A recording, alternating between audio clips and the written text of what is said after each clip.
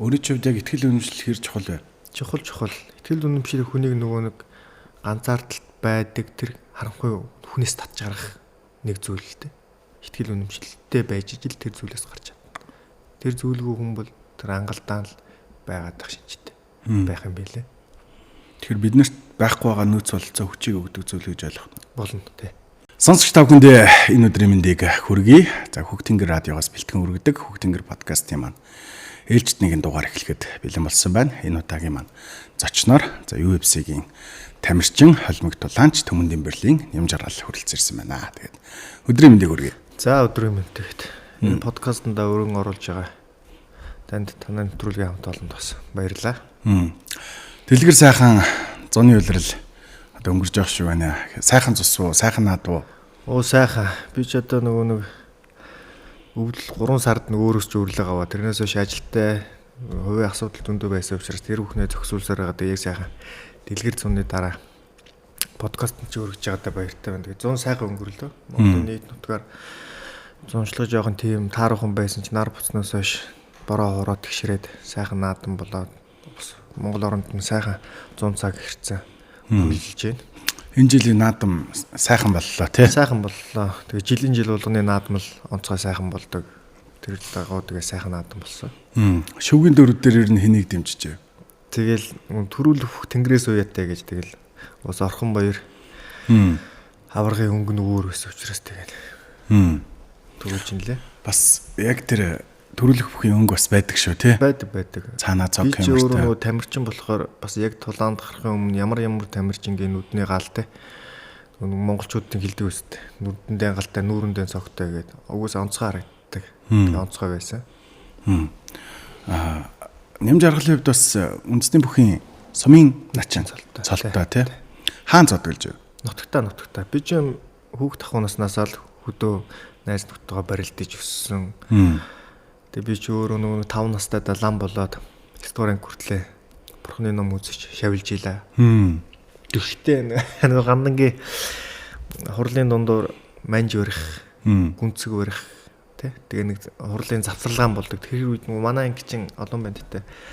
Тэгээ манай ангиас чинь 3 4 банд лам бид нар чинь цуг яг хуралдаан суудаг. Тэгээ завсарлагаанаар их барилддаг байсан. Хоорондоо тэгээд олон хүүгүүд байгаа юм чинь. Ерөөсөө яг тийм учраас үндэсний бүхэд өссөн хүмүүссэн гэж болно. Миний анхны багш аймгийн заял баяраа гэж хүн бай. Үндэсний бүхэн аймгийн зан цолтой зэргийн зан л та. Тэгээ манай удамчин бүхийн аав тал ээж тал аль алинд нь бүхийн удам байна. Манай ээж аав 8-ыг начин хүн аавын тал гэдэг нь бол одоо гавья тасгал зурлагч аймгийн артлан шир үгээд. Гэт аль тал маань жоохон бүхийн удам байгаа болохоор бүхэд их дуртай өссөн. Нямжаргалын хувьд яг холимог талааны суур гэвэл жудаа болон үндэсний бүх гэж хэлж болно. Тий. Би өөрөө 16 наснаас нөгөө аймагт шилжин суурьж гэж ирээд. Тэгээд Лусан Дэмбэрэл гэдэг багштай жудаагаар хичээлж эхэлсэн. Тэгээд тэрнээс хойш нэг 2-3 жил жудаагийн бэлтгэл жудаа самбар хичээлж байгаа. Тэгээд 18 өстэй холимог талаар орчихсон. Тэгэхээр ер нь холимог талаанд үндэсний бүхийн одоо үндэсний бөхөр хичээлсний үр дүнд ийм даваа тал байдаг гэвэл чиний хувьд юу гэж тодорхойлох вэ? Одоо үндэсний бөхч өвдөг тохой хөрвөл ялгсан тооцсон тий унсан тооцсон. Тэгэхээр аль болох унахгүй байхыг гэж байна. Холимог талаанд бас тийм штэ. Газар унгаачвал босгож хэцүү. Унуул бас оноо алдна. Тийм учраас унахт дөрвөн мөчөөр унахгүй байх, аль болох унахгүй байх тэнцвэрийг үндэсний бүхээс авч болдог. Жудаа бол нөгөө чийжээрээ доош орж уруугаар унвал оноо алдах учраас холимог талаанд бас яг нөгөө доошаараа унтчвал аюултай бас хэцүү шүү дээ тий. Араа алдвал тэгэл ер нь бол ямар нэгэн байдлаар өчиг боолны байр залдах контрол маш их алддаг учраас. Тулааны карьерийн хувьд Road to UFC-гээс ахуулаад UFC-гийн энэ том одоо орон орны одоо шилдэгүүд цугласан энэ дивжээ хүртэл яг ямар зам шат дамжлагыг туулва. Магадгүй одоо хоёулынхны яриаг сонсож байгаа холимог талаан сонирхож байгаа олон залуучууд тий тэглэг хогтууд байгаа бах. Мэдээж энэ том дэлхийн тавцан дээр монгол хүн гарч ирнэ гэдэг бол маш их тэмцэл, маш их хөдөлмөр байх нь бол ойлгомжтой байх. Хоёулаа энийг бүр яг ингээд дэс дараагаар нь яриад өгөө. Тэгээ. За одоо яг манайх одоо нэг мэрэгжлийн тулаан, сонирхчийн тулаан хоёроо бас ялах салахад жоох хэцүү байна. Хүн болгонд тулаан яриад байдаг те. Хүн бургал мэлэг ингээл тамирчин гэдэг. Гэтэл энэ дотор чин мэрэгжлийн тамирчин буюу те про төвчний тамирчин гэж байна. Сонирхч буюу аматуур гэж байна. Энэ хоёроо ялгаж салгаад эхлээд аматуур буюу сонирхчийн төвшөнд тулаан хийж үзэх хэрэгтэй. Тэгээ ямархуу төвшөнд өөрөө байна. Шууд мэрэгжлийн тулаанд ямар туршлагагүй, ямар сэтгэл зүй болон биеийн бэлтгэлгүй ороод ялагдвал тэр мэрэгжлийн тулааны ялагдал чинь чиний карьерт айгүй их нөлөөлдөг байхгүй. Тэр ч юм уу доороос эхэлж байгаа тамирчдад нэгэнтээ том холбоонд очиод 1-2 ялагдах энэ бол энгийн үзэгдэл. Доод төвшөнд ялагдаад ирэхэр чин мэрэгжлийн төвшингийн тамирчид чинь чамааг үнэлэхгүй, холбоонууд чинь бас үнэлэхгүй.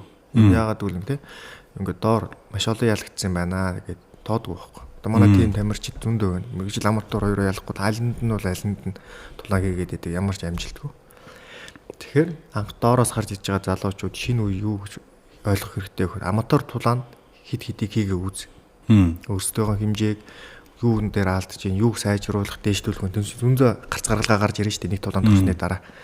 Тэрнийхээ ард дээрээс ямар холбоон туглаад тулдаад аврах болчвол гадагшаа гарах магадaltaй байна. Тэрийгээ судалж үзэх хэрэгтэй. Тэгээд тэрэн дээрээсээ хайш менежер ерөөсө гадагшаа тулах тулааныг том тулаануудыг зөвхөн менежерлээ ярьдаг. Тэр хүн мянга сайн байсан гэсэн менежер яриаг хийж чадахгүй ч юм уу менежергүй бол тэр тамирчин авахгүй штэ.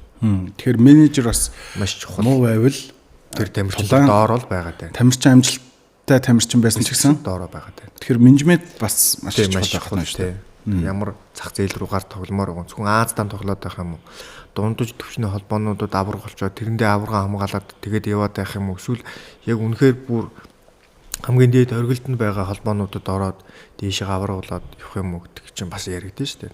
Тэр мэрэгжил дотроо өөрөө дундаж холбоонд ялаад дээшээ явахаар яалж чадахгүй тэгээд доороо байгаад байдаг. Одоо үндэсний бүхээрээр бол нэг аймаг сайхан арслан байгаад байдаг. Улсын цол авч чадахгүй. Тийм байгаад байх юм уу? Эсвэл зүгээр улсын цолны босгаалахад дээшээ явж чадах юм уу гэдэг. Бас тэрийг тодорхойлох хэрэгтэй. Тэгжий дээшээ явна. Миний хувьд бол угаасаа л дээшээ UFC-д орно гэдэг зорилгыг анх эхлэхдээ л тавьсан байсан. Тэгээд дунд нь мэдээж маш олон асуудал байгааг бүгднгийн тооцоолсон, төлөвлөсөн. Тэгээд болж өгж байгаа асуудлуудад буучихгүй, шантрахгүй зөвхөн тууштай байна гэдэг тийм зарчмыг өөртөө бий болгоцсон байсан учраас тулаан болгоны ард дээрээс дараагийн шат байгаа гэдгийг бодоод өөрийгөө дардаг ч юм уу. Илүү зоригжуулах хурцлалт бэлтгэлээ чамбай хийдэг тийм байсан учраас л маш хурдан UFC-д очиж чадсан л та.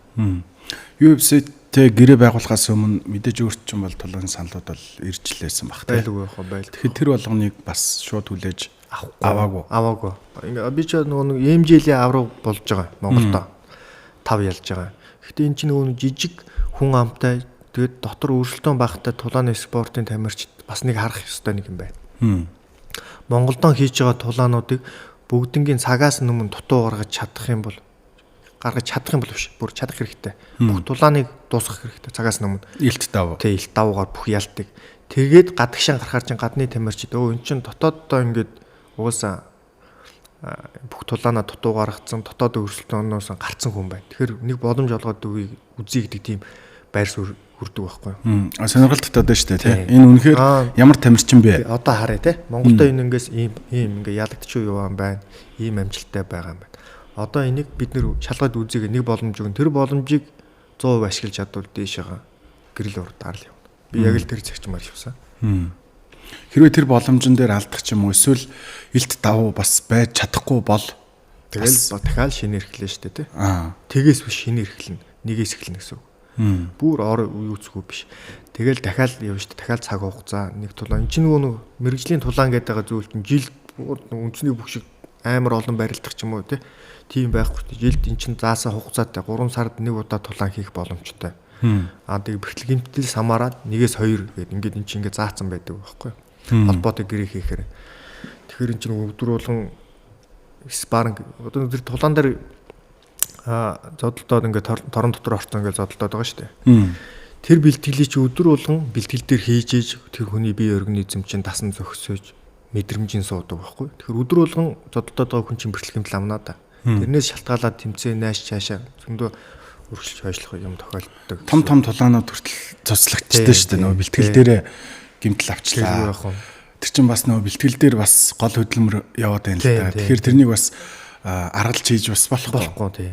Бэлтгэл дээр ямар ачаал авч чадна тэр ачааллыг дивжин дээр авахт л ямар ч асуудалгүйгээр бие организм чинь тасцсан тий хүлээгээд авдаг байхгүй. Тэрнээс зүгээр маш амархан бэлтгэл хийж байгаа тулаан хийхээр чинь амьд гарахгүй шүү дээ. Амьд үлдэхгүй. Бие организм чинь чиний сэтгэл зүй байсан гэсэн бие организм чинь тэр ачааллыг дийлэхгүй сөхөрдөг байхгүй. Тэгэхээр бэлтгэл дээр байгаа бүх ачааллыг тэмцээн дээр гаргахад л бие организм чинь ямар ч ядрал стрессгүй байх л тийм бэлтгэлийг байнга хийн гэсэн үг байхгүй юу? Ер нь бол бэлтгэл сайн байхад бол тулааныг яг октогон дотор ороод хөнгөн гарч ирэх нь шүү дээ. Тийм маш амархан гэсэн. Ер нь бол гүшигний ард бүх зүйл гэдэгтэй адилхан л бэлтгэлийг ягт нямбай сайн хийх хэрэгтэй. Тэгээд сэтгүүдээ бас маш сайн суулгах хэрэгтэй. Гарч ирэх хүндрэлүүдийг бүгднийг тооцоолсон байх хэрэгтэй. Хүнд бэрхлэгийн талаах уу авах хэрэгтэй. Хүнд хүчтэй зөвхөлтүүд өвдөлт мэдрэхүү мэдэрнэ. Гэхдээ эднэр бол байдаг зүйлээ энийг давна гэсэн тийм сэтгэл зүг л өөртөө маш хамгийн сайн суулгаж ийш. Дэшегээ хол юмнаа. Тэгжиж мэрэгжлийн талаар ороо гэж орно тий. Тэгэхгүй бол нөгөө нэг сонирхч дотроо байгаад байдаг мэрэгжлөө ухрахаар чадахгүй мэрэгжилд байгаа мөртлөө дээшээ явж чадахгүй байна гэдэг чинь ер нь бол жоохон асуудал байгаа л шинжтэй тийм ээ. Цаашаа хөгж дэвших зөндөө олон гарц гаргалгаа боломж байна, потенциалууд байна. Зөвхөн тэр бүгдийг өөртөө ямар чиний бие организм ямар бэлтгэлийн ачааллыг авч чадчихээн, яавал дээшээ хөгжих вэ гэдгийг л өөрөө бас нэг ухаж ойлгоод түүнийхээ дагуу өөрийгөө дайчлах хэрэгтэй. Хүн болгон л өөрөөсөө гэсэн амьдралын замыг тулж байгаа. Хүн болгон л өдөр болгон сорилттой тулж байгаа шүү дээ. Магадгүй өнөөдрийн одоо UFC-тэй гэрээсэн Монгол улсынхаа нэрийг төлөөлөх хэмжээний тамирчин болтол нэмж аргалын хувьд яг хамгийн одоо хүнд тулсан сорилт юу байсан бэ? Байдгүй байх үү. Мэдээж олон сорилтууд байсан баг. Маш их байгаа. Би ч одоо гэр бүл аав ээжээсээ ямар нэгэн тусламж дэмжлэг амьдралд авч үзээгүй. Яг л би өөрийнхөө сонгосон замыг өөрөө туулж байгаа те. Туулах хэрэгтэй. Тэм учраас ах дүү ч юм уу аав ээж найз нөхдөсөө дэмжлэг гэх зүйл над бараг байгаагүй. Байдгүй. Зөвхөн өөрийнхөө сонгосон замаар л би нөгөө зөрөгтэйгээр явж байгаа учраас энэ хүрсэн. Эргэлзэх зүйлгүй эргэж харахгүй те буцах халхан байхгүй учраас өргөшөөгөө маш нягт нямбай алхаж ижийн хүртэл явж ирж байна. Хэр их ганцаарддаг төрлийн юм бэ? За ер нь бол жоохон ганцаардна дотгочон хөө учраас жоохон ганцаардна. Гэхдээ нөгөө ганцаардлыг тайлах олон арга байна шүү дээ. Хүмүүс ганцаардад ирэхээр зарим нь ариг дарсуух те ингээд шоу зингэн өөр сэтгцэд нөлөөлөх юм бэлтмэл ч юм уу. Зөндөө олон зүйлээр тайлж байна. Гэтэл би нөгөө нэг ганцаардыг эрүүл сэтгхүүгээр даван туулахыг их хүсдэг. Тийм учраас зарим үед ганцаардаад нэг жоохон тийм үед гоё амттай хоол хийгээд сайхан унтчихдаг. Үнэхээр болохгүй байвал бүх юмыг орхиод хөдөө сайхан агаарт очиод би өөрөө нэг ан хийх дуртай. Гэхдээ ан хийнэ гэдэг чинь юм болгоныг алаад байна гэсэн үг шүү дээ. Байгалийн сайхан гоё амьтдыг харна, баясан. Тэгээ өөрөө өндөр үлээ оройд гарч одоо идэр хүүтэнд өндөр үлээ оройд гараад өөртөөгөө ярилцсан. Тэгээ байгалийн сайхан, амьтны сайхан, ойн гүний чимээ гэл бүх зүйлийг сонсоод ирэхээр чинь сэтгэл санаа өөр хайгуу засраад тийм гоё болоод ирдэг. Яг өвөл ид хүүтэнд өндөр үлээ оройд дээр нар мандахыг харах бас гоё шүү тий. Тэглгүй байх уу? Одоо манайхан чинь 100 улаад 100-ны сайхныг гайхаад байдаг. Мэдээж дулааны үйлрэл дулаан гэдэг зүйл чинь өөрөө гоё байдаг тий. Хүүтэнд бол бас тийм хүн болгон байхгүй шүү дээ. Ядч 10 хүний дөрвөн л тэр хүүтний гой сайхныг мэдэрнэ гэдгээр чинь хүүтэнд бас тийм хүн болгоны хүсээд байдаг үйлрэл биш байх нь аргагүй. Тэнд зөвхөн сайн сайхан амьтдуудын сайн сайхан тийм хүч хэрэг гоёуд нь гоё тарга хүчээ авч чадчихээн хүүтэнд амьдрна. Бүх хорхоо шавж тийм хүүтэн тустангууд өгөө болж тийм зөвхөн халуун тустай тиймэрхүү байглаасаа тарга твэрээсээ авдаг ч юм уу. Тийм зүйлүүд оршин тогтонд учраас хүнч бас тэнд бас нэг шалгар байгаад л тийм өндөр бие физиологтой хүн л тэнд бас шалгарах магадaltaй гэсэн үг л тийм. Монголчууд ч нөө өвөл болгонгот л данд марчдаг тийм. Ер нь давуу тал байглаасаа хүүтэн ч хүний биеийг чирэгжүүлнэ. Миний бие дотор ямар нэгэн одоо нөгөө нэг өрөвсөл баг явагдах ч юм уу тийм. Нэг талаараас дотоод хүртэл эрүүл мэндэд нөлөөлж байна шүү дээ. Мөн дээрээс нь гадааддаа бол одоо хүнээс тэсвэр хатуужил. Тэглэг байх. Тэрний хөдөлмөр те бүх зүйлийг шалгаж जैन тийм ээ.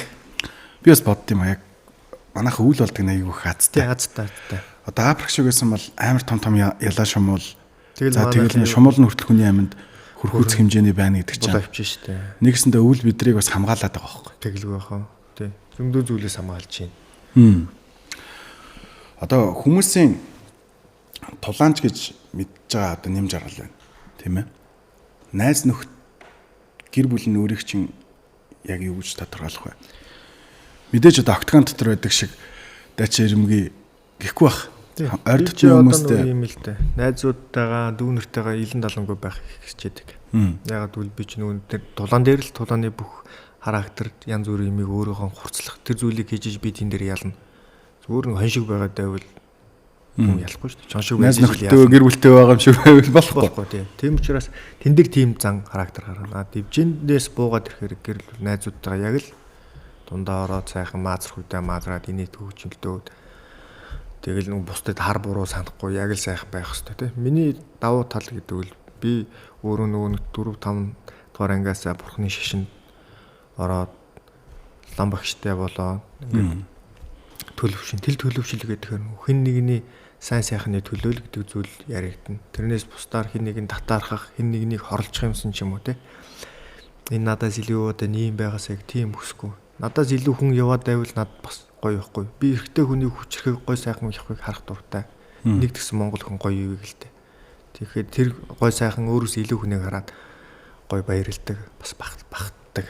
Өөрөө ч бас тийм болохын тулд илүү их хөдөлмөрлөх хэрэгтэй. Зөвхөн хөдөлмөр шүү дээ. Хүний амьдралын өөрчлөх зүйл бол өрөөсөө л цэврээрэн хөдөлмөр. Тийм учраас ямар зүйл хийж ийсэн л зөв хөдөлмөрлж чадах юм бол амжилтанд хүрэх нь тодорхой. Магадгүй надад тийг санагддаг л да. Бусдын төлөө алга ташиж чаддаг хүмүүс гэж одоо эрэг сайхан хүмүүс шүү дээ. Энэ хүмүүс өөрсдөө хөдөлмөрийн үнцнийг ойлгоцсон хүмүүс. Тэгэлгүй яах вэ? Тэгэлгүй. Энэ хүртэл хөдөлмөрлөсөн үнийг алгаад ташаад багтахгүй гэд яах юм бэ? Тий.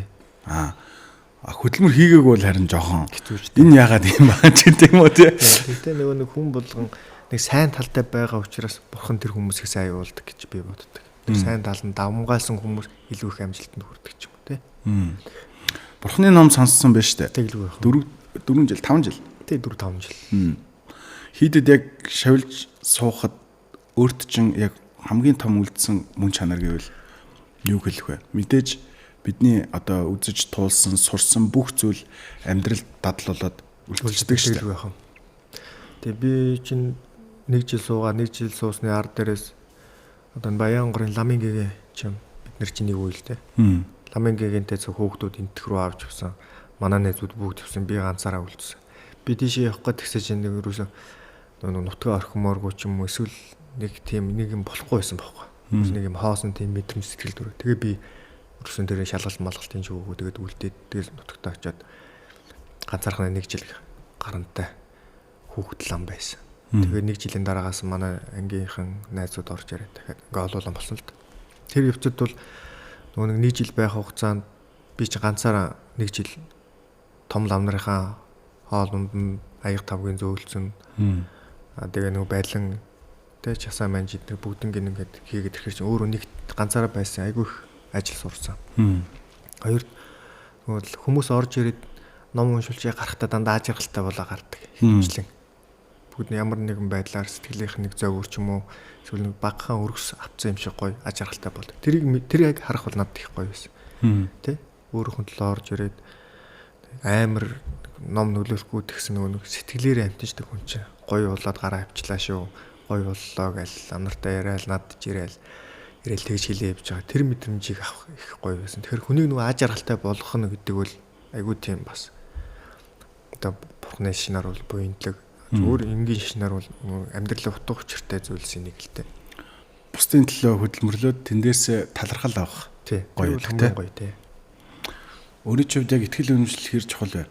Чухал. Ихтгэл үнэмшил хүнийг нөгөө нэг ганцаардалт байдаг тэр харанхуй хүнээс татж гарах нэг зүйл л дээ. Ихтгэл үнэмшилтэй байж ижил тэр зүйлээс гарч чадна. Тэр зүйлгүй хүн бол тэр ангалдаан л байгаад тах шинжтэй байх юм билээ. Тэгэхээр биднэрт байхгүй байгаа нөөц бололцоо хүчийг өгдөг зүйл гэж ойлгох болно тий. Одоо холимог талааны октогон дотор ороод хоёр тамирчин яг энэ тэнцүү бие дийлнэ л гэсэн сэтгэл зүйтэй орж байгаа шүү дээ. Яг тэр үнэхээр ингээд нэг одоо цэвэр өрсөлдөгч бүр ингээд дайсан гэж харж гэнэ үү? Эсвэл энэ дотор бас нэг тодорхой хэмжээний шоу, тодорхой хэмжээний entertainment байх ёстой шүү гэж орж гэнэ үү? Сэтгэлийн хувьд хэр энэ одоо хатуужж харж байна. Ер нь бол маш өндөр түвшинд сэтгэл зүгээ авчих хэвээр. Ягаад гэвэл би чин Монгол улсыг төлөөлж байна. Тэ? Монголдоо би дэлхийд хамгийн агуу төвхтэй тийм Монгол эх орныг төлөөлж байна гэдэг зүйлийг өөртөө суулгах. Хоёрт нь огтгооныг гэр гэж хардаг би бол. Би гэр дотроо байна. Бүрэн хийжтэй тий. Бүрэн гэж. Энэ бол миний гэр.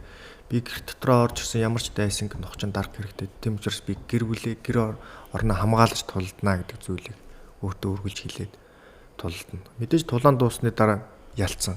Одоо зүгээр дайнаар ч юм уу өөр зүйлээр ярихад би тэр хүнийг алдсан. Одоо над амар амгалан гэдэг зүйлийг өөртөө суулгаад тэр хүнтэйгээ тулааны дараа тэрвэрлдээ сална. Ягаад гэвэл бид бүгд адилхан нөгөө хүс хүч гаргаж иж тэр төвшөнд очиж байна. Мэдээж тэр надаас илүү мэдрэмжтэй, илүү их потенциал, илүү их бэлтгэл хийсэн учраас намайг ялж ийн гэж хүчээ ялгсныхаа дараа тэр хүнд шаарлах ч юм уу те. Тийм зүйл бол байхгүй. Тэрэн дээр бол сайхан цэвэр ариун нөхөрлөлт нөхөрлөлтэн тий. Нөгөө хоёр талд яг өөрөөсөө бүр тултал судалцаа юм боох те. Ямар тулаа үзүүлж ирсэн, ямар мэхтэй, ямар онцлогтой давуу талтай юм те. Өөр ингээд тэр чин цаашлаад нөгөө ар гэрийн байдал бүх зүйлийг хардаг үйл хэлдэг байх уу. Нөгөө мэрэгжлийн тамирчид нөгөө дэлхийн хэмжээний тамирчид төгөлөнгүүд ард нь баг ажиллаж байгаа гэж яриа. Тэр баг ямар утгатай гэдэг. 5-6 хүний бүрэлдэхүүн орж ирнэ. Тусын мэрэгжилтэй тий. Тусын мэрэгжил гэдэг нь тусын нэг нь кикбоксинг багш ч юм уу, нэг нь жижиг зүгийн багш, нэг нь барилдааны багш ингээд тусны хүмүүс байна.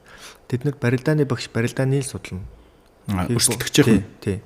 Кикбоксинг багш хүн босоод тулааны бокс зөвхөн гарын юм ингээд тусдаа харчаад тэр багш нар ч хоорондоо оролдоод энэ барилдаан дээр ингэж юм байна. Тэгээд ингэж зогт юм байна гэдээ хооронд нь ярьж агаад тэр тамирчин дээрээ ийм ингэж залруулна гэд ажилтдаг байхад. Тийм учраас нөгөө мэрэгжлийн тамирчин гэж яригдаад байгаа.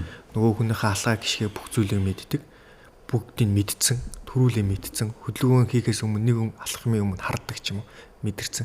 Тийм учраас мэрэгжлийн тамирчид яагаад амар өндөр зэрэглэлтэй байдаг гэдэг. Тийм судалгаа хийсэн хүмүүс хоорондоо золтохоор ч яах вэ? Тийм байна тий. Яг л шатар тоглож байгаа юм шиг. Шатар тоглож байгаа юм шиг. Маш хянуур, маш ухаантай байна гэсэн. Тайван бөгөөд товтлогоо ихнэ шүү дээ. Тэгэлгүй юм. Зүгээр л асуулч байгаа. Хабиб уу Конор уу? Энэ одоо би ч өөрөө нөгөө нэг Конорыг үзээд өссөн. Конор байсан учраас Хабиб гарч ирснийг ч би бас мэднэ. Хабибийг хинч мэддэггүй байхад Конортой тоглоод Хабиб гарч ирсэн те. Мэдээж арга барил бүх зүйлээр ингээд эднэрийг харьцуулна шүү дээ. Хабибийн барилдааны чадамж тэр өсөж байгаа чадамж маш өндөр. Тэгээ өөрөө гэсэн Конороос илүү. Дөнгөд Хабиб байна. Дөнгөд нөгөө талаас Конор юу юм бэ? Түүний босоод тулааны мэдрэмж тэр спортыг дэлхийн нийтэд таниулсан тэр ур чадвар дэлхийд ялагдаагүй байсан аваргыг 13 секундэд ялсан гэхээр тэр хүн зүгээр энгийн хүн биш. Бас л супер хүн. Гол нь нэг хүн болгон чинь сайн муу талтай, зарим нь гоё даруухан хүн байдаг, зарим нь гоё өөрийнхөө хийдэг юмар өнгөрдөг сагсуурдаг хүн байдаг. Нэг нь тэгж өөрийнхөө хийдэг юмар өнгөр сагсуурдаг хүн, нэг нь зүгээр өөрийгөө байнга дардаг тийм хоёр хүн байхгүй. Хоёр өөр сэтгэл зүйн төлөв байдал шүү дээ. Байдал. Тэрнээс тэр хоёрын ур чадвар ч юм уу бүх зүйл нь бол өөрөөсөө хэмжээнд тулзан дэлхийн хамгийн хилдэг тамирчин. Тэгвэл Конор. Тий, Конор дээр очино. Ягаад гэвэл зарим зүйлийг хийж чадчаа хийснийхээ ар дээр өөрөөрөө бахархах мэдрэмжийг төрөх өөртөө өгөх хэрэгтэй. Өөрийгөө шагнах хэрэгтэй тий. Сэтгэл зүйн амар өндөр тийм хүчтэй, дээрээс нь аягүй хүчтэй харизмтай. Тий. Яг гоо хэрүүл нь бас эвгүй л дээ. Гэхдээ тэр толааныг илүү өрсөлдөөнтэй яах вэ гэдгийг хийх гэж маш том entertainment үйл ажиллагаа хийдэг. Тэгээ зарим гэж ихэнх бүгднийг хийсэн. Тийм тий. Бүгднийг хийсэндээ хүрсэн. Тэр болгон зүгээр за би чамд нэг шоколад авч өгнө гэдээ авч өгөх өөр штэ. Би тэр хүртэл явна гэж хэлээ тэр хүртэл явах чинь хэцүү штэ тий. Би тэр оргилд хүрнэ. Би тийм амжилтыг эвдэнэ гэчээ тэрэн дээр хүрэх. Зүгээр нэг хүнд би шоколад авч өгнө гэж шоколад авч өгөхөөр орж бас ийм ялгаа байгаа шүү. Зүүн гарын цогцолт нь бас бийгөө тий. Тий. Гар нь илүү урт юм шиг санагдаад эсвэл сайн сундаг гэх юм уу? Одоо нөгөө миний гар бас их урт. Хүн болгоно ч нөгөө өөр байгалийн хөвгөлтэй. Урт гартай хүн сакс тоглодог ч юм уу эсвэл үндэсний бөхөр бол тахимдаа тий.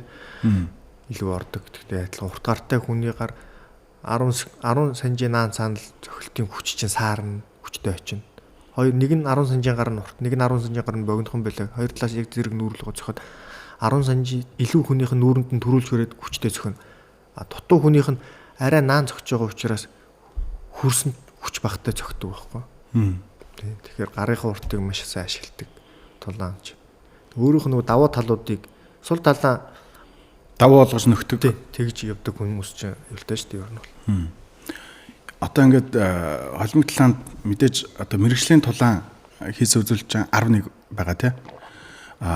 Нэг ялагдал байгаа шүү дээ. Шүүгчдийн хуваагдсан шийдвэрээр ялагдсан. Саналаар тий. Тэр үед яг ямар мэдрэмж авч ирсэн бэ? Би яг тэр талааныг үзчихсэн л да. Тэр бол энэ чинь шүүгчдийн шийдвэрээр ялагдана гэдэг чинь 3 шүүгч нэг зэрэг энэ өгдөг байна. 3 шүүгчийн нэг нь эсрэг талд хоёр нь ингээд сплит буюу те хуваагдсан шийдвэр гэж байна. Би тэнцээж нэг сплит буюу хуваагдсанаар ялагдсан. Тэгээ манай менежерийн баг чи Японд төвтэй. Японд 2 3 хүн зарим нь Америкт гэдэг юм яг дэлхийн айгу тийм том баг л да. Менежерийн менежмент юм. Мэргэжлийн спортын менежментийн айгу том баг. Үйл ажиллагаанд тасралтгүй 10 хэдэн жил 17 8 жил үргэлжилсэн гэдэг хэрэг чинь маш өндөр чадамжтай хүмүүс гэсэн үг шүү дээ. Тэгээ бидний ярилцаад бол уг нь бол би ялсан л да. Тэн дээр нөгөө нэг тулааны сүулт нэг оноо алдсан. Тэр их нөлөөсөн. Нэг шүүгч надад өгөл хүчээр байсан хэрнэ шүү дээ. Надын нөгөө сэтгэлээр унтсан байсан нэг ч юм уу. Эсвэл те багийнхан ялсан мэдрэмжээр дивжин дээр гарч ирээгүй байдаг ч юм уу. Тэр үнэлэмжүүдийг харна шүү дээ. Тэгэхээр тэр чинь бүр зөвхөн өөрийн чинь одоо барь бадлаас биш. Багийнхны бас харна. Хичнээн ялаагүй байсан гэсэн зарим тамирчид ингээ гар өргөө яваад өргөд байдаг те. Багийнх нь гарч ирэл орилдоод байгаа шүү дээ. Эднэр чинь бас нэг харах үнцэн өгж байгаа байхгүй. Өөр булангаас хараад байгаа 3 шүүгч 3 болонд суучин. Энэлийн зохилтыг хараагүй шүүгч энэ чинь хардсан байдаг байхгүй. Энэ чинь нэг оноо тавьчлаа. Энтээс хараагүй нэг оноо тавиагүй. Тэндээс харсан хүн эргэлзээтэй байж идэл багийнх нь гарч ирээ ялцсан гэдэг шүү дээ. Үүнээр нэг оноо гэндэг үл эднийх өгцсөн байх шүү гэд тийж нэг оноо тавьчих ч юм уу. Ийм зүйл болдог учраас тамирчид ялсан ялагдаагүй гараа өргөө явцдаг. Дивжиний гарынх нь багийнх нь гарч ирээ орилж харлаа те. Тэгээд идэг. Би тэрнийг ойлгодог байсан юм байна нөгөө. Энэ одоо хангалттай одоо гусалчаад яагаад ингэж амар ингэж өөртөө юм юун дээр ихтэлтэй байгаа юм бол тэгэхээр тэр бас багийн бас ажиллагаа явагдаж шүү дээ тий. Тийм үү нэг онооны наан санах чинь тэгж нөхдөг байхгүй. Тийм. Тэрэн дээр бол би эхний үе дээр нагдаун үед зохиж унаагаад үргэлжлүүлээ өгчих эн чин тэр чигээрээ би тэр өн дээр 2 дугаар үеийг л алдсан. Алдах ч юу вэ? Босгосож өөрөө доор нь ороод контрол алдчихж байгаа. Тэгэл бус 1 2-ыг авчих. 1 3 2-ыг авчиж байгаа байхгүй. Тэгэхээр тэр хоёр дээр л нэг жоохон тим ч юм уу. Тэгээ тэрний тулаанд их надад зөндөө асуудал байсан. Гэр бүлээс ахуулаад би өөрөө бэрхтэлтэй тэгээ нэг юу өсөд хийж байгаа анхны тулаан гэхээр айгүй сэтгэл зүйн нөлөөлөл. Айгүй их тийм дарамттай ч юм уу те. Зөндөө зүйлүүд байсан бэрхтэлтэй, хүзүүнээ бэрхтэлтэй, өөр бэрхтэлтэй, нөгөө бэрхтлүүдээ нуугаал, эмчлүүлээл тэгэл бүгднийг. Тэгээ тэр зүйлээс би зөндөө зүйлийг ухаарсан. Бэрхтэлтэй тулаанд орж болдгоо юм байна. Сэтгэл зүй тийм бас тулаанд орж болдгоо юм байна гэл. Нэг хэдий ялгцсан гэсэн тэр надад бол маш их зүйлийг ойлгуулсан тулаа. Өөрөө ч тасвал да. Болт уу, нокаут уу? Мэдээж хүмүүс одоо нокаутыг л хүсэж байна. Тэгэхээр тухайн процесс яаж үргэлжлэхээс шалтгаалаад дуусна. Гэтэ хамгийн гоё нь бол нокаут. Нокаутын мэдрэмж бол болтноос мэдээж ил баг. Илүү маш их л. Би ч техник тулаана болтоор ингээ ялсан гэсэн нокаутууд миний нөгөө нокаут хийх чадамж өндөрлөө. Хүчтэй учраас маш хүчтэй зөгтөг ч юм уу. Тэгээ яг нокаутанд оруулах мэдрэмж бол супер. Би нөгөө анхны гаднаас авсан бүсээ нокаутаар авсан шүү дээ. Тэгээ 5 секундэд нокаутаар зогсон. Тэр мэдрэмж бол бас тасархаа шүү дээ. Яг нөгөө хөлсөө урасгаад хүнд бэлтгэлээ ард дээрээс ялах мэдрэмж гэдэг чинь. Тэ? Тэр нокаут надад амьдралд маш их олон зүйлийг өөрчилсөн. Рүүд UFC-д орох шалгуур дууссан, тамирчид бүрдсэн байхад нэмэлтээр намайг авсан. Миний нэр хүндэг аягүй хөөрсөн. UFC-д алхах том алхмыг хийж өгсөн тулаа учраас маш хайртай. Тэгээ миний гаднаас авсан хамгийн анхны том бүс. Өөрөө дэлхийн нийт таниулах боломжийг олгосон ч юм уу те. Зөндөө олон зүйлийг нээж өгсөн. Тэгэхээр нокаут маш их зүйл өгсөн байж тэгсэн. Тэр нокаут надад амьдралд маш том зүйл өгсөн. Холимог талааны тухай ойлоос зөндөө ярьж байгаа шүү. Одоо илүү хувь хүн талын үнцгийг бас асуумаар байна л да. Саяхан бас Монгол Улсын их сургуулийг төгссөн. байсан уу? Тэгсэн. Ямар мэрэгчлэр? Төрийн удирдлага мэрэгчлэр төгссөн. Би чинь багада хичээл тэгсэн байсан. Манай ангийн багш нам эдийн засагт ч юм уу те. Би өөрөө математик сайн байсан л да. Бүс олимпиад энэ олимпиадаас их медаль авсан чи. Тэгээ математикт их дуртай. Нөгөө математик бүх шинжлэх ухааны хаан гэдэг ер нь үл үнэ. Математиктэй сайн хүүхдүүд ер нь бол жоохон онцгой байдаг. Тэрийг би өөрөө биеэр мэдсэн мэдэрч байгаа. Бусд хичээлүүд бол яг тэ дагуур хичээлүүд те. Хийлүүл хэрэглээ болцсон. Математиктэй сайн байсан учраас би нөгөө сургуулийн төгсчөд 2-3 жил хойш тавьдсан.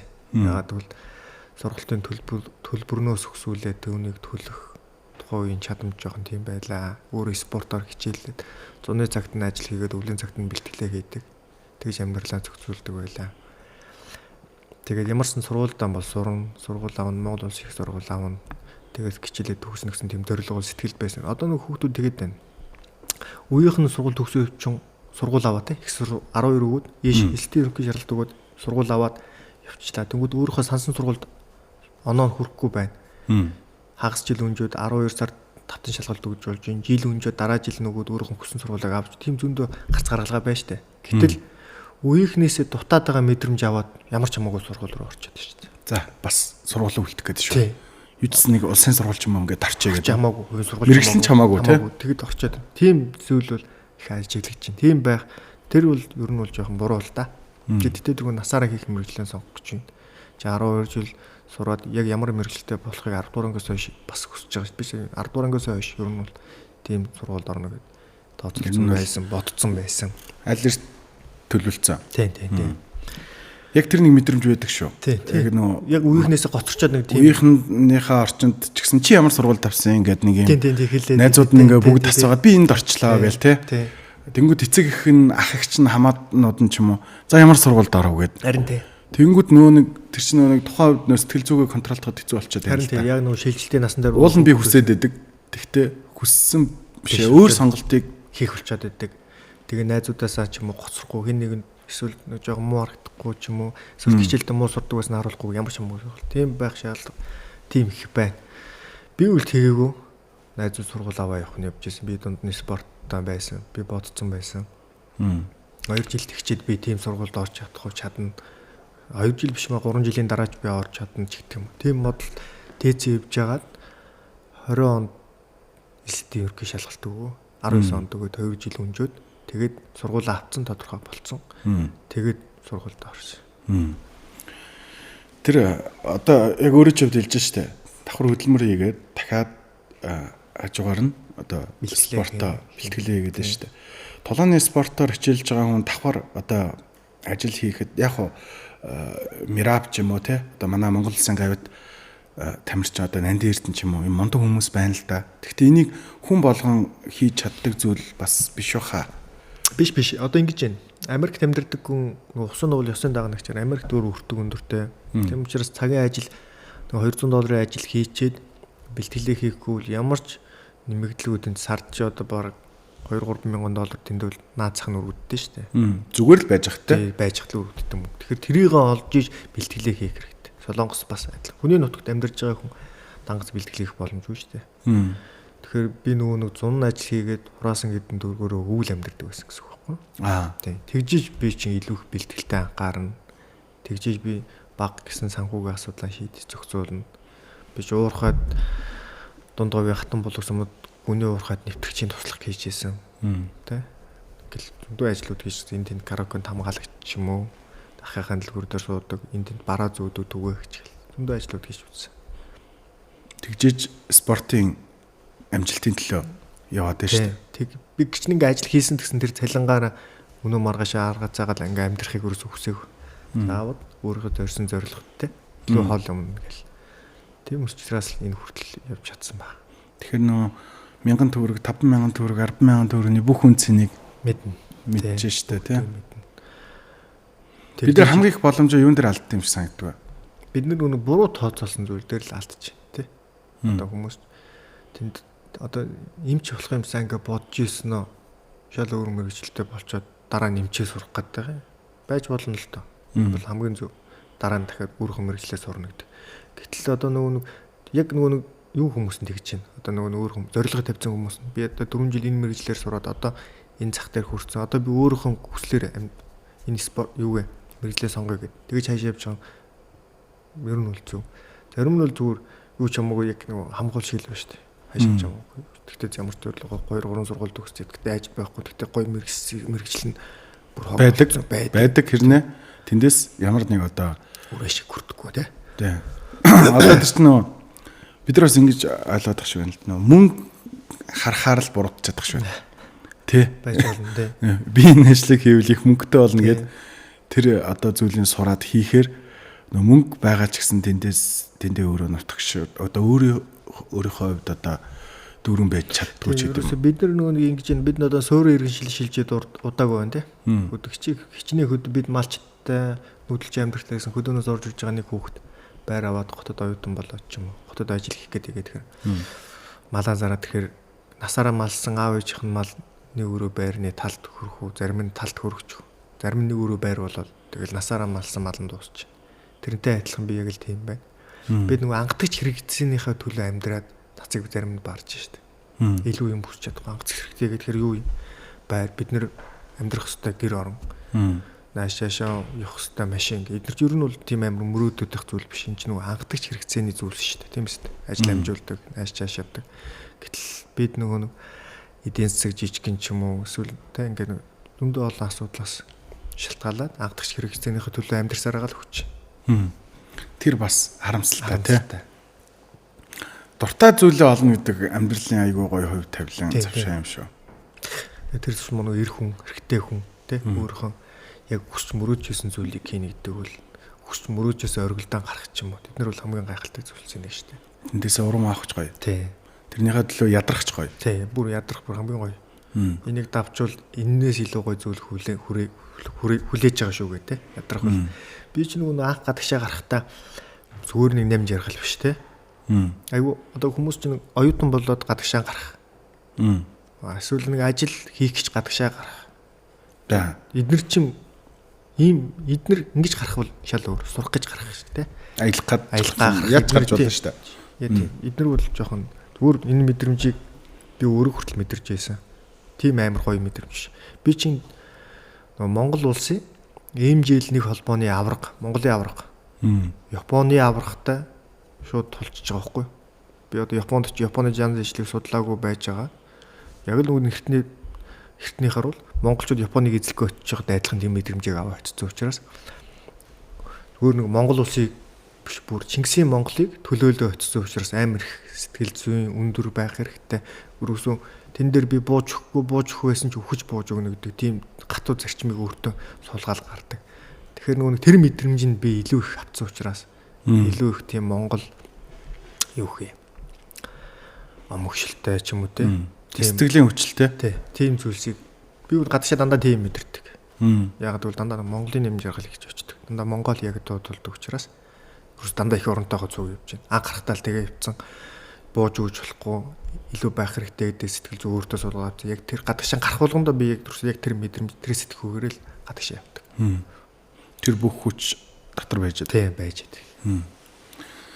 Нэр яг Японд очиход бол яг ховлааны явсан болоод л шууд бодогдно үстэй. Тэр тэгээд сэтгүүлчд нь хүртэл тэгж асуудаг. Танах өмнө ингэж ирээд ингэж ийсэн чи одоо өвөг дээдсийнхаа юугаар ингээд биднэрт ингээд Японд амьдарч нэг яалах уу гэв. Япончууд ч өөрсдөө амар мэрэгжлийн хүмүүс чинь тэр бүх судалгааг хийсэн учраас асуужлах бүхэл амар асуултыг асууж штэ. Тэгвэл хэлсэн би тэгтэн тэгж хэлсэн. Бидний өвөг дээдс чадаагүй. Гэхдээ би өргөлдүүлж чаднаа. Бид эднэрээс сүнсэн биенээс нь ч юм уу энерги аваад биеинд ирсэн. Би энд хийх ажлаа хийчихэд 10 болчих явна гэж хэлээд тэгээд амрах авсан. Гэхдээ Японд уул нь манай хөвлааны усан болоод бүрэн бууж амжаагүй л болохоос биш. Тэр бол дэлхийн түүхэнд байгаагүй асар хүчрэг усан болоод ч одоо ч түүхэнд ярьцаарлаад байх бас боломжтой юугүй юу? Бас хэцүү тий. Япончууд ч өөрсдөө айгүй шудраг хүмүүс шүү дээ. Тэгжээсэн бид тэгээгүй бол бид нэр ялагдах байсан ч юм уу тий. Бид нар залбирч байсан ч юм уу. Бүтэн болоод буугаагүй бол буусан бол бид ялагдах байсан гэд ярьдаг. 2 3 зай буугаад цэргүүд нь их газар эслээд байгаа шүү дээ. Бараг тулж 14 км-ийн наан цаана ялагттай бүгднийг дарсан гэд. Тэр мөрийн бүгднийг ярина тулж. Тэг амар шудраг өөрөөс нь илүү хүн байх мэл илүүг нь хэлнэ. Чи ийм дээр илүү байна. Чи илүү тийм шүү. Бас ёс зүйтэй байна те. За одоо би ингээд тамирчны 5 секунд ялаа тэр тамирчин чинь 2-3 минут шоконд ороод сэрэг уухгүй юу? Торкоцонд орсон гэсэн үг ч баг. Ухаарахгүй нацистлагтай авч гарсан. Тэгэхэд 80-90 настай дивжнээс буугаа явж байхад Японы авраг. Тий, Японы авраг. Тэгвэл 80-90 настай хөгшчүүл хүртэл чи энэ дивжин дээр байх эсвэл илүү том газрыг зорих хэрэгтэй юм байна гэд ирээд гар ураа чи манайхыг яллаа гэж юу тэхгүй байгаа шүү дээ. Яг бол насаараа дай үтцсэн энд тэнхийг колончлоод үтцсэн дайныг японочууд дайн ерөнхийдөө дайн хийгээл тэгэл мөнгөл өрсөлдөөн бий болгодог ард юм. Ялахтаа ялцсан. Ялагдахтаас ялагдсан. Тий. Тэгээд ирэхээр тийм зарчим шудраг хүмүүс байдаг юм. Тэр бас ямар агуу уужуу сэтгэл вэ тий. Ялсан тамирчинд хүртэл халав ташиж шүү дээ. Яг тийм сэтгэл зүй байх хэрэгтэй. Тийм учраас Японууд өндөр хөгжилтэй дэлхийд одоо өрсөлдөх чадамж маш сайтай байгаа даа. Хүн ёс зүйтэй байгаа тийм тий. Яа. Чин дивжэнд биш дахиад өөр том дивжэнд явах хэрэгтэй. Тамирчид нь хэлээд тамирчид нь ингээд хоёр гинэ болоо зогссон би голоор нь бүсээ аваа явж байгаа. Тэгэхэд бид нар тэгж яриад орчуулагч хажууд явж байгаа. Орчуулагч нь Япон, Монгол судлалаар монгол хэл сурсан эмэгтэй байсан. Япон хүн байсан. Тэр эдгээр ингэж ярьж байна. Тэ би ингэж чамаар бахархаж байна гэж хэлээд гарсан гадаа тийм хүн тэгээд настай хүн, тагтулсан хөгшин хүн тэгж хэлсэн. Орчуулагч. Тэгээ би бодсон. Нямжралын хувьд яг хүчрхэг эр хүн гэвэл ямар үнийг хэлэх вэ? Одоо зөндөл олон өмнө чанар байж тэрхтэй хүн ээ те. Би хүүхдэд ажилтгүй, эмэгтэй хүнд гард хүрдэггүй, тийм хүнийг бол хүчрхэг эр хүн гэж хэлнэ. Яагаад гэвэл үр хүүхдэд хайрладгүй, хүүхдэд амьтны төлийг хайрлахгүй хүн гэсэн үстэй. Түүний төлийг хайрлах хэрэгтэй. Нүг цав цагаан цаас байгаа шүү дээ хүүхд. Тэгэхээр хүүхдийг хайрладаг. Эмэгтэй хүнийг бас маш их. Үгүй ам мөрөж ч юм уу хэрэлдэж болно л дээ. Эмэгтэй хүнд гар хүрдэггүй байх хэрэгтэй. Тийм эр хүнийг би ирэх юм болов уу гэж харна. Тэрнээс өөр зөндөө мундаг эр хүмүүс байна шүү дээ. Амжилтанд хүрсэн ч байна, хүрээгүй ч байна. Ой амьдралыг аваа явдаг эр хүн байна. Найз нөхдөйгөө яваа явдаг гэл зөндөө олон эр хүн чинь эр хүнээ 13 их гэдэг шиг маш олон чадамжтай шүү дээ эр хүн чинь байглаасаа. Гэхдээ хамгийн том чадамж нь бол хүүхд нэлхсийг хайрлах, эмэгтэй хүнд гар хүрдэггүй байх. Тэр чадамж л өндөр байх хэрэгтэй. Ахмантаа бас хүндэлдэг ч юм уу тий. Тэр бас яг бидэрт байх ёстой мөн чанар шүү. Тэглгүй яах вэ? Хүн болгонд байх ёстой. Хэрэгтэй. Заавал байх хэрэгтэй. Эрэгтэй хүн бол эрэгтэй бодгалыг олж төрсөн хүн л бол чи үр хүүхдийг эхнэрээ ч юм уу. Үр хүүхдээ гэдэг нь амьтны төл ч юм уу. Тэр бүх зүйлийг хайрлах тийм нэг төрсөн зүйлийг хайрлах тийм мөн чанарыг л өөртөө суулгах хэрэгтэй. Мөн. Аратан хүртэл өөр амьтны үр төлөй өсгсөн л тий хайрлцсан байж. Хайрлаж болоод байна шүү дээ. Тэгэхээр бид оюун ухаанд хүндэл оюун ухаанд хүн блэ. Монгол тулаанчдаас удахгүй юу вебсайт орох болов гэсэн тамирч байна. Байсан. Намсраа байсан. Тэгээ авцаа тий. Тэгээ одоогор бол өөр одоо би ч нэг дотор нь байгаагүй учраас нэг өөр хүн ойрын 2 жилдээ ч юм уу жоохон хүлээхгүй байгаа. Гэтэ яг нэг 2-3 жилийн дараа сайжраад зүүнтэй залгууч гараад ирэх байгаа. Одоо өөрөө ч хувьд яг үндсэн одоо жин хэдтэй болоо? Би ч одоо нэг 76 толгот. Ер нь бол 76 та тогтмол. Тий. За нэг бэлтгэлтэй ороод ирэхээр 70 дээр барих ч юм уу те. Тэгэл баг угаар дайшлуулаад 66 дээр бариад тэгэл 57-оор орондоо. Яа. 57 хүртэл яаж хасаад байна? Би одоо нэг мэрэгжлийн тамирчин. Би бэлтгэлээ хийгээ өөрийнхөө жин гасахтай өөрийнхөө хүч чадлыг хурд хүчийг алдахгүйгээр жингэн гасаад жин дээрээ зогсоод буцаагаад хоол унднаасаа шимтгижээл аваад буцаад нэг 70 кг болдог. Би одоо тэр жин гасахын процессыг бүгднийг биеэрээ мэддэг. Хоол бүх зүйлийг мэднэ штэ. Бүр байж болох хамгийн дээд хэмжээгээр мэднэ гэсэн үг байхгүй. Гэтэл хүмүүс нөгөө тураадаг цай, тураадаг аппарат гээд ингээд айгуу тийм тураадаг эмч юм те. Тэгээ бусдын эрүүл мэндийг цаг тураадаг тариач хэмээг үрээд байна. Манай нөгөө хүмүүсийн мэдлэггүйгээс ч юм уу эсвэл хин нэгнээс амархан зүйл авчих гад эсвэл хин нэгнээс амархан мөнгө олчих гад хүмүүсийн эрүүл мэнд цаг хугацаа маш их зөөлөсөлж.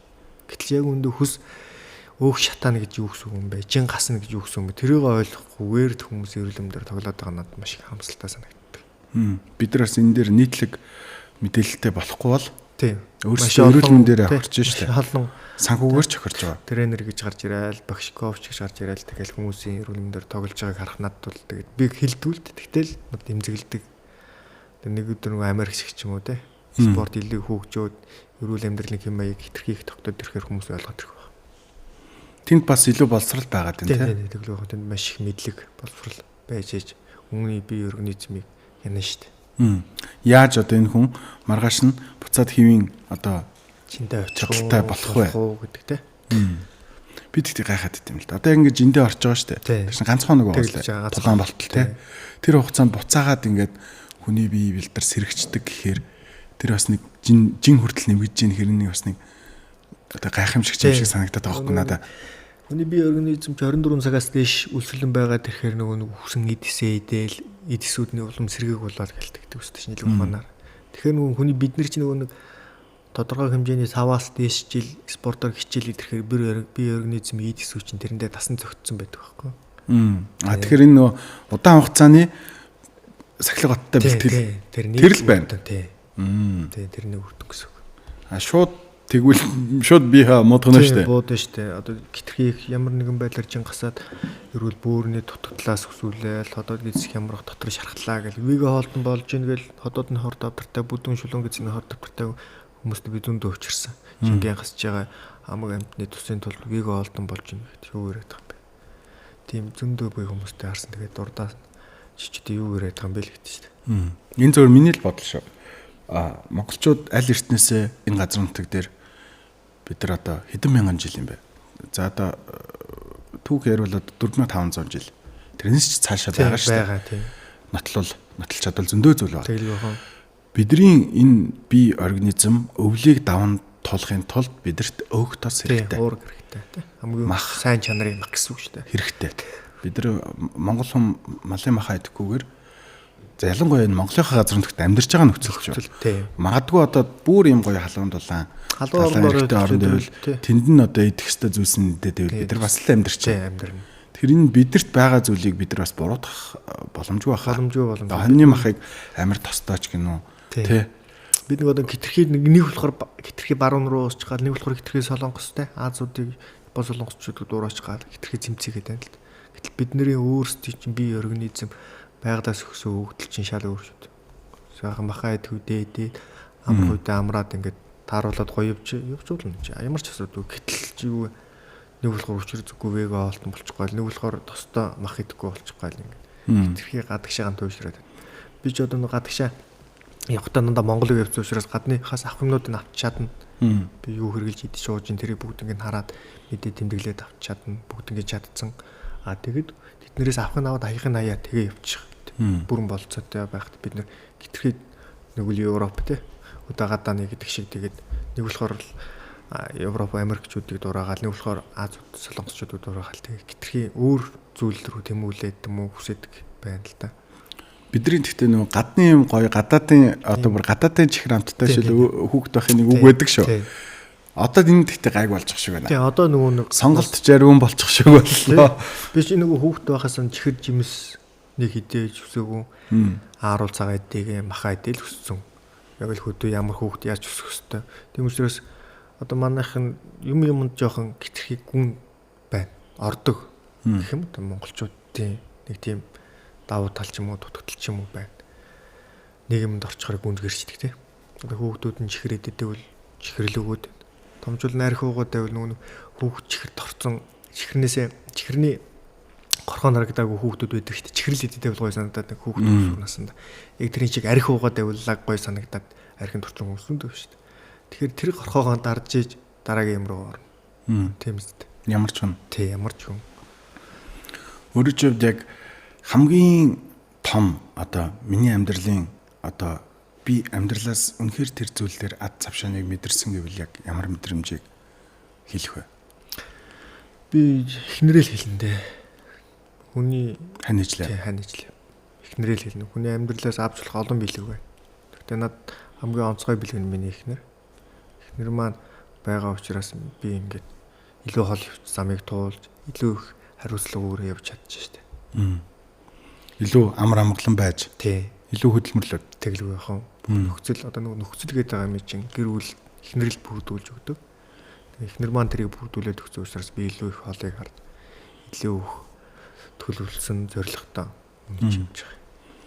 Дараагийн тулааны тов хизээ ер нь яригдж байна. Бага. Надын тулааны тов ер нь бол 5 сарын 29-нд ирсэн, 8 сард ирсэн. Ингээ байнга ирж байгаа. Би нөгөө саяхан нэг хагалгаанд орсон учраас нөгөөдгөө бүрэн идэхтэл одоо ингээд хүн сэргийх хэмжлэгээ хийгээ яваад байгаа. Бүрэн идэхснээ ард дээрээс дараагийн тулаан асуудалгүй. Тулааны за ер нь аль ч спорт л байх л та. Бэртэл хэмтэл гэдэг аюул байна тий. Бүхэл спортод байгаа. Тэр тусмаа нэг контакттай спортод бүр илүү байгаа. Тийм тий. Тий. Энд чинь нөгөө зүгээр нэг барилдах ч юм уу эсвэл зүгээр нэг одоо юу гэх юм хамгаалтын гусмс нэгнийхөө зөх хоёроо оромж бэртлээс илүү.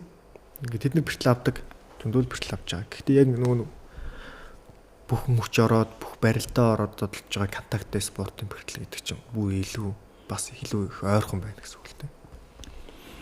Яг октагонд орохын өмнөх 5 минут дээр яг юу бодогддог вэ?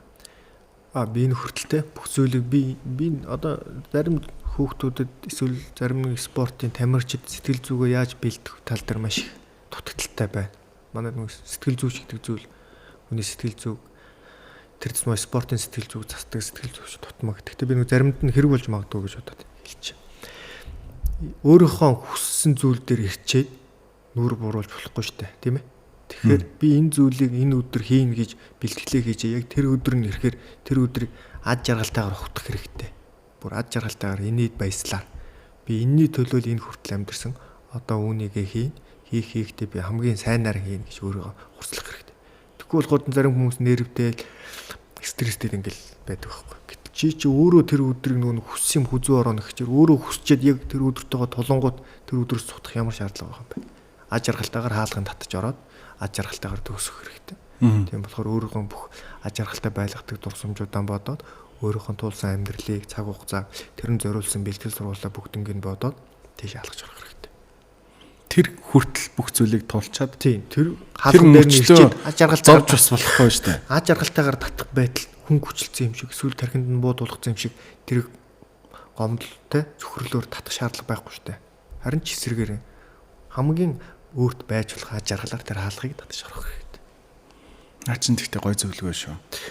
Тэгэхгүй болохоор ч манайхан ч стресстэй л зарим нь ингээл би бол тулаан төх болох тулаан ингээл ойртох болгонд л ингээ цаанаас надад ад жаргалын гормоо ялгардаг. Ягаад гэвэл миний хүсэж байгаа зүйл над руу тэмүүлээд би хүртэл тэр лугаа тэмүүлээ ойртоод байна шүү дээ. Тэгэхээр тэрийг ад жаргалтайгаар л хүлээж аваад би организмоо гайхалтай болгох хэрэгтэй гэсэн үг байна. Энэ тэгтээ гой зөвлөгөө наа. Яг нэм жаргалын үед маш гой зөвлөгөө шүү. Залуучууд манай залуучууд их алддаг, зарим нь уурцсан, зарим нь ингээл дараа нь тэх байсан, тэгцэн бол гэж шаналаад байдсан шүү дээ. Тэх шаардлага байхгүй. Зүгээр л тэр бүх зүйлийг ад жаргалтайгаар хүлээж аваад орж байгаа хаалга өссөн өдрөө ад жаргалаар онгойлгоод тэгэл болоо шүү дээ. Тийм гоё тийм ад жаргалтай мөч болгоод өөрийгөө харуулад тий. Тэгэл болчих юм ийм. Гоё шүү. Энэ тэгтээ сэтгэл зүйн айгүй гоё юм юу вэ шүү. Нав хав вэ шүү.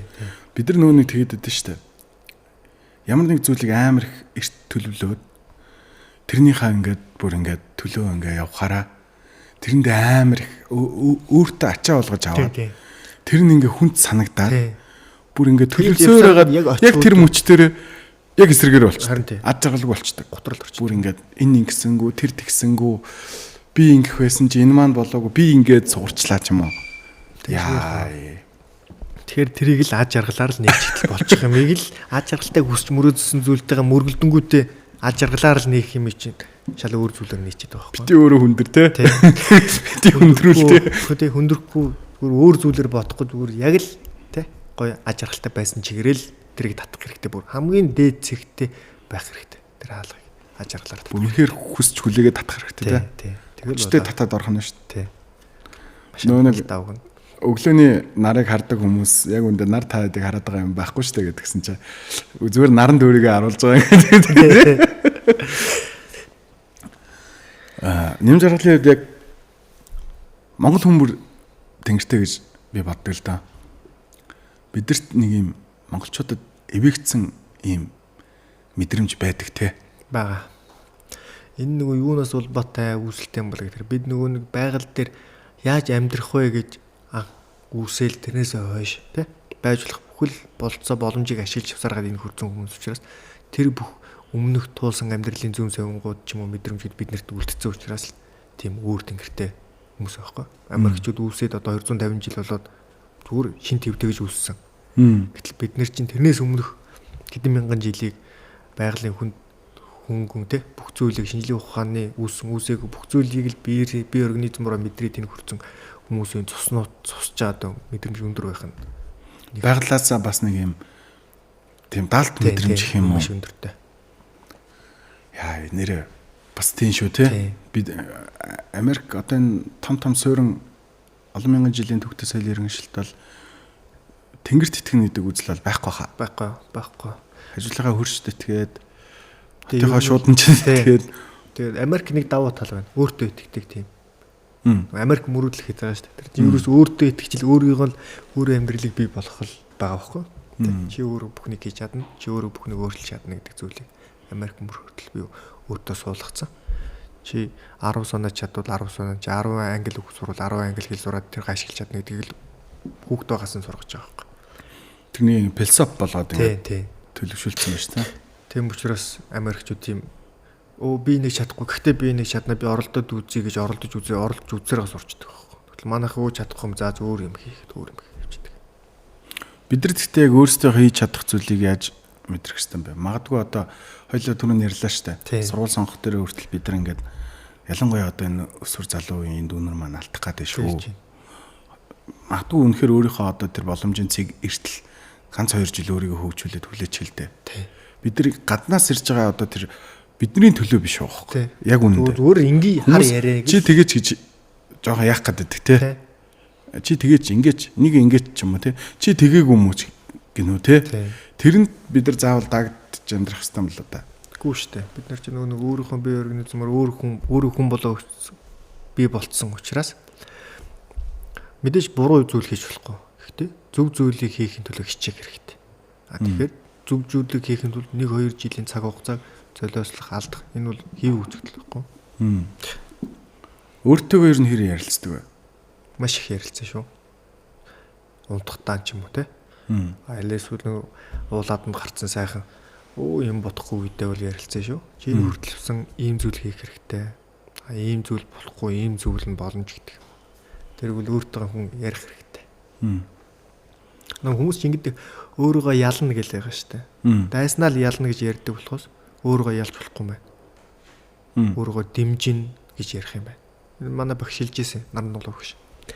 Хүмүүс өөрийгөө дайчилж юм гоо те би өөрийгөө ялах хэрэгтэй өөрийгөө ялсан хүн те өрсөлдөж ялна амархан гэж ярьдаг. Өөрийгөө ялна гэдэг чинь өөрийгөө алахыг л хэлнэ шүү дээ. Тийм үст. Тэгчиж өөрийгөө ялж шүү дээ.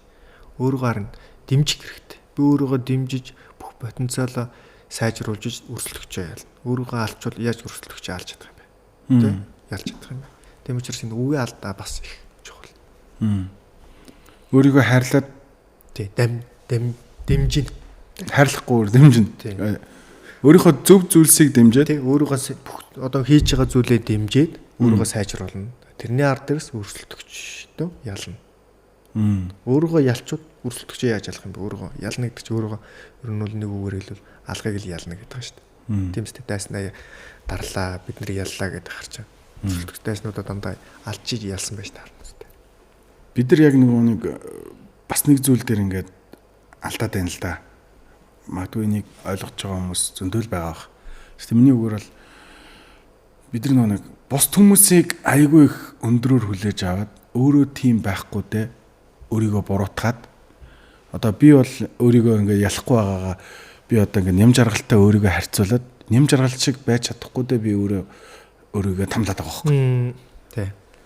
Нэгсэндээ би өөрийгөө ялж ийн гэдэг нэртэй нэм жаргал идэг хүний одоо хийж чаддаг бүх зүйлийг би хийж чадахгүй дээ өөрийгөө тамлаад байгаа байхгүй. Тий. Тэгэхээр энийг бид нар өөрсдийнхөө гоё онцгой байр байдлыг мэдэх хэрэгтэй юм байна да. Тий. Өөрийгөө хайрлаад хүлээн зөвшөөрөөд тий. магадгүй зөндөө алдаад дутагдал байгаа шүү дээ. Тэгэлгүй яах вэ? Тэрнийг хүлээн зөвшөөрвөл харин яах вэ гэдэг зүйл гарч ирэх баг. Тэг. Өөрийгөө яг бүрэн хүлээн зөвшөөрж исэн мэдрэмж мэдээж зөндөл байгаа. Анх яаж тулж тэрнтэй Анх би ч нөгөө хүүхд сургууль орохдоо нөгөө шинэ жилийн үеэр шалгалт аваад шалгалт тэнцсэн хүүхдүүдэд тэр үед ерөнхийдөө Баттулга бэлэг өгдөг гэсэн манай тийш бол. Сумруу бол гар үсгтэй шинэ жилийн мэд хүрэг гэхэд. Баянгар аймагт. Тий, Баянбул сумд. Тэгээ нөгөө олимпиад математикийн олимпиад болоод тэгээд би ганцаараа тийм бэлэг авчихсан. Тэгэхээр нөгөө хүүхд нөгөө багасаа ер нь ямар мэдрэмжийг авах тэр мэдрэмжийг илүү хүсэж хүн болд юм шиг үлээ. Би нөгөө нэг ялахын гоё эсвэл яг өөрийнхөө хөдөлмөрөөр юм авахын гоёыг тэгж мэдэрсэн байхгүй юу. Би ч нөгөө цэцэрлэх сууж байгаагүй яг хөдөө мал дээр байж байгаа нэг дүрэнгд орсон. Нэг дүрэнгд ороод хамгийн том шагнал гэдэг юм бол тийм олимпиадад ороод тийм шагнал авчихсан. Тэгэхээр өөрийгөө нөгөө урамшуулах хэрэгтэй. Би тулааны дараа дандаа өөрийгөө урамшуулдаг. Жишээ нь яаж урамшуулдаг гэдэг бол би гоё сонирхсон буу ч юм уу те. Би үл хөвчлэн буу муу тийм юм өөрийнхөө шагнал. Би тулаанаас нэг 2 сарын өмнө дэлгүүр ороод ийм буу урьдсан байна да энийг авандаа гэж ботчоод гарахтаа чи энэ тулаан дээр ялвал энэ шагналыг өөртөө авч болно гэдэг зүйлийг хэлээд тийм тулааны дараа тэр үед л авахгүй нь шүү дээ. Тэр мэдрэмжийг үлдээчих юм бэ. Тэгээ би тэр мэдрэмжийг үлдээсэн учраас тэр мэдрэмжийг мэдрэхийн тулд илүү их хийдэг байхгүй. Яллаа гарч ирлээ. Одоо би өөрийнхөө шагналыг бууга авлаа. Өөрийнхөө шагналыг илүү их гоё мэдрэмж авна шүү дээ. Тэ. Ямар гоё юм бэ? Ямар нэгэн зүйл ажил төлөвлөсөн, ямар нэгэн зорилго тавьсан бол тэрний хаар дээр харчаад өөрийнхөө гоё шагнах хэрэгтэй юм билээ. Би бол ер нь их өөрийгөө тэгж шагнадаг. Нэмж жаргалын үед яг нэг өөрийнхөө сэтгэл зүг амар юм контролдод сорцсон төрлийн хүн байх шүү. Бүр үнэхээр сурч сонсох зүйл байна. Магадгүй одоо бид нар өдөр болгон уудаг одоо энэ цайгаа ч юм уу те одоо уухгүй ч болно шүү дээ. Энийг ялтын шагналын цай болгож уувал илүү амттай. Одоо уувал зүгээр л цай. Тий. Одоо худалдаа тавьчил зүгээр л худалдаа уул. Тий. Тэгчих гээд шүү дээ. Тэгэхээр зарим зүйлийг тэгэд хойш нь тавиад дараа нь өөрийнхөө шагнал болгож тэр мэдрэмжийг авах хэрэгтэй. Би ер нь бол жоохон тэгдэг. Заримыг тэр болгоо идэхгүй. Гэхдээ зарим гоё амттай шүү дээ. Мэднэ. Гэхдээ би тэр мэдрэмжийг зөвхөн тулааны дараа гадны тамирчид өөрөнгөө бусад тамирчид ялтын пив гэж одоо японочд хүртэл ялтын дараа хоолнд ороо заавал пив өгдөг. Би уухгүй. Зөвхөн зарим үг иднэ гэж зарим билээ. Тэнгүүд тэр зарим их чи өөрөө хүн нэг аж аргалыг өдөөдөг гэж юм уу те. Тэгээд тэрэнгүүд би нөгөө 2-3 сар хүсээгүй юм идэнгүүт маш их гоёор би организм чинь хүлээж аваад идс чинь амар аж аргалтай болоо. Цаанаас нөгөө аж аргал чинь ялгарна шүү дээ. Пяугаа согтоод яах юм бэ? Маргааш нь жоохон шалтан толгой өвдсөн ч юм уу. Айл эсвэл нөгөө шүнжин жоохон нэг тиймэрхүү дэгэн догон хонно шүү дээ.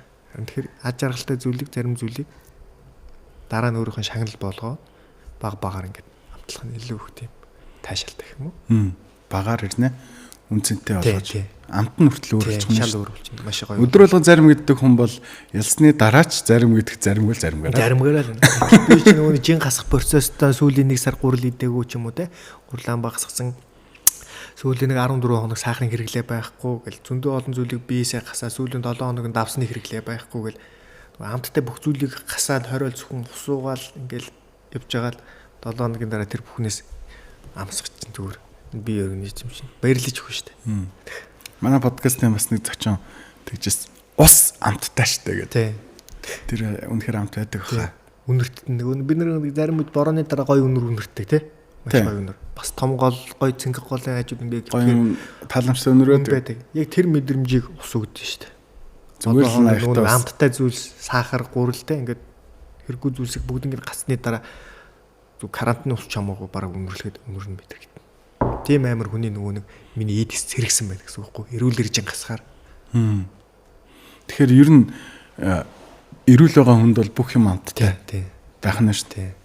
Бидний тэгтээ сахарын хэрэглээ өдөр тутмын хэрэглээ бол яг давс сахар бол зүгээр юм бүр ингэ дөжирцэн байгаа хоо. Дөжирцэн. А манай яг над дээр ажилладаг менежер Америк хүн. Тэр Америк школоор өссөн. Нью-Йоркт. Тэгээ тэрний ярьж байгаа тэр цүг пицца идэн дандаа түргэн хоол идэн эсвэл спагетти, паста идэн те өөр юм идэхгүй. Түгээмэл Америк жанк буу. Тий. Тэгэд уудаг юм нэг үл ганц нэг пиав уун эсвэл протеин тэ уурхтай сүү гэдэг штэ. Тэрийг уун. Тэгэл ус уун. Америк шинэ үеийн Америк ямар юм бэ гэдгсэн чинь. Цэвэр ус уун, ундаа сахар хэрэглэхгүй. Сахар чихэр бичээ идэхгүй. Зөвхөн өөрийнхөө идэхийг хүссэн паста тийм хоолой. Тэгээ надтай бүр 7 хоног сум руу яваад амьдэрсэн чи идэх юм олдохгүй, уух ус олдохгүй бүр өстө мярсан штэ. Монгол дээр. Тийм, Монгол дээр. Тэгэхээр гадны зарим улсууд яаж хүмүүсээ өсгөж чинь. Чи үл Америк хүн те. Чи ийм зүйлсийг хэрэглэхгүй байвал чи Америк хүн гээд суртуунд суулгаж гарч тэр хүн чи үүрэг хүссэн хүсээгүй би Америк болохын тулд бүгд ингэ хориглоо явчих штэ. Тэр бид бас монголчууд Монгол хүн ямар байх хэвээр зарим зүйл дээр нь хоол зүйч бас анхаарах хэрэгтэй. Монгол хүн те. Бусдаас илүү гоё чанарлаг мах иддэг, нүүдлээ махаа иддэг байх хэрэгтэй. Сахар, арх, бичээ, согтууруулундаа ч юм уу тамхи тарай бас хэрэглэхгүй яг тийм байх хэрэгтэй ч гэдэг. Дагестанчууд яг тийм байна. Тэгэхээр бид нэр тэгсэн шинэ үндэстэн шинэ ирээдүгөө бий болохын тулд хүүхдүүдэд бас багаас нь сахар гэдэг бол хор гэдэг юм асаа ойлгуулах хэрэгтэй. Энэ бол бүр маш олон хүний үхэлд хүрэж байгаа зүйл үү тийм. Подкастын маань ярилцах цаг өндөрлсөн байна. Тэгээд юун түрүүнд урилгыг манаас хүлээн авч хүрэлцэн ирсэн нямж арал танд талархлаа. Тэгээд маш богинохон юм шиг амттай яриа. Харин тэ. Яг гой зүйлээ ч юм уу те. Агуулга яриад ихлээр ингэ цаг хугацаа маш хурдан өнгөрчдөг. Тэгээд миний хувьд гэсэн цаг хугацаа амар хурдан өнгөрлөө. Тэгээд энэ нэвтрүүлэгтээ хүрэлцэн урьж оролцуулсан. Танд болон танай нэвтрүүлэг хамт олонд баярлалаа. Тэгээд нийт энэ FM-ийг сонсож байгаа үзэх харах те бүхэл хүмүүстээ амьдралд нь тохиолдох хамгийн сайн бүхнийг хүсье. Тэгээд хин нэг аж аргалтай явахыг харах надад сайхан байдаг учраас өөртөө хүсдэг хамгийн сайн зүйлсээ үзэгч түмэндээ бас хүсье. Нэмж аргалын аваргын бүс монголчуудын хувьд ад жаргал болох болно. Монголчуудын нийтлэгч монголчуудын оюун санааны том жаргал цэнгэл болох нь шүү. За ойлголоо. Амжилт хүсье. Тэгээд хамгийн сайхныг хүсэж байгаа шүү. За баярлалаа. Хүүхдингэр подкаст маань энд хүрээд өндөрлөж байна. Чиг тайван сонсож хамтдаа байсан үзэгч, сонсогч та бүхэндээ баярлалаа. Бид бүхний албан ёсны сувгуудыг дагж бидэнтэй нэгдэж цаг алдалгүй бид бүхний мэдээлэл сонирхолтой яриа подкастыг хүлээн аван сонсороо гэж хүсье. Хамтдаа байсан та бүхэндээ баярлалаа.